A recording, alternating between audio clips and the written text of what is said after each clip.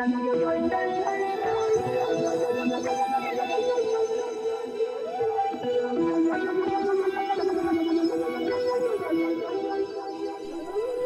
up, everybody? It's CMP with Craftmaster Productions and Studio1Tutorials.com, and today the production community and the internet is ablaze with MK3 news. A company, I believe it was out of Denmark, Amazonia or something, leaked the actual sale, their sale of it. So we have seen the actual unit for about a day and a half now. Been a lot of speculation, and now finally the videos are starting to pop up. I think the best video so far, if you're looking for a video that, you know, shows you actually what this thing could do, the best video is St. Joe's video. He's actually in New York with one of the developers. They go over all the new features.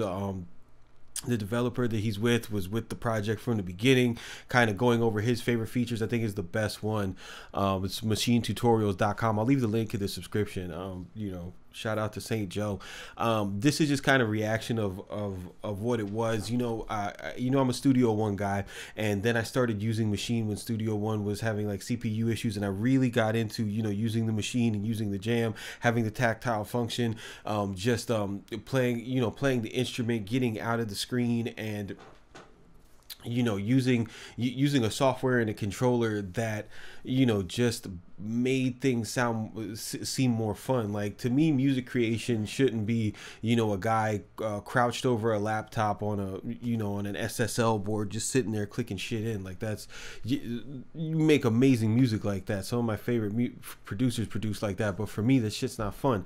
So as somebody who would potentially buy this unit, I still when I use Maschine, I still use my MK1, and I feel that that doesn't speak to, you know, the is an MK2 or a Studio a better controller? Is it a lesser controller? It speaks to how well Native Instruments keeps their products in mind when they go ahead and they update the software. So in seeing the new MK3, like it looks amazing, and it is something that I would definitely purchase if I wasn't so comfortable with my MK1, and if I didn't already, I bought the jam, so the features, you know, like with the, you know, with the lock states and the effects, like I know I'm going to be able to achieve that with my jam. I don't need the you know, the slider, because I have 7 of them on the jam. So I kind of feel like you know, the way that Native Instruments sets their products up, you can get a lot out of what's on the new MK3 if you have a jam. If you're one of these people who never bought the jam, you didn't see the purpose of it, you know, upgrading to a 3 would probably make a lot more sense to you. The thing that I want to talk about though, and just like get out the way, is like, yo, Maschine is not a DAW. It's not going to be a DAW. Like y'all need to stop with that. Like, if you look at what they put out and the new features like lock states, which I think is amazing, and I think is going to make I think it's going to make, you know, Maschine even more fun. Like, the focus is not on you know, being able to record vocals and produce an album on Maschine. The focus is on making this like the most overpowered instrument of all time, which is what they've been doing a great job at. So you guys with that DAW shit, that's so weird, bro. Like, buy a DAW if you want a DAW. Most of you have DAWs, seriously. But yeah, the thing that I'm kind of like, you know, like, what the hell is, where's the new software? You know what I mean? Like, typically when you get a new controller, the new software comes.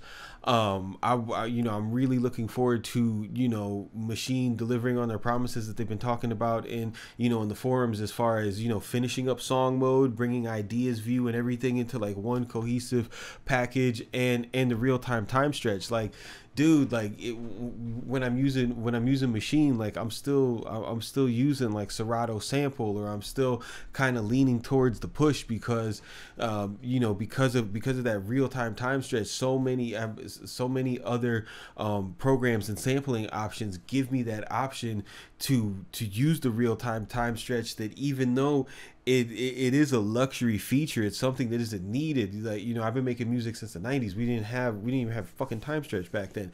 But now, you know, when you have options and you use them, and you get used to that workflow, going back and, you know, selecting 4 bars and then time stretching it and not being able to go into each transient and warp them the way that you want, it's just, it's going to take you away from that. So, you know, Native Instruments, tight work on the new controller. It looks great. I can't wait to get my hands on it. I'm sure it plays great, but, you know, dude, give us the new software, man. Like let's get that song mode going, and let's get that real-time time stretch, because no amount of revamping the controller is going to reinvigorate the Maschine community than just delivering on those 2 promises. You know, that's what we've been waiting for. So this is CMP with Craftmaster Productions. This is my reaction to the Maschine MK3 announcement and hype. Keep it simple, don't be basic, and we will see y'all on the next one, man.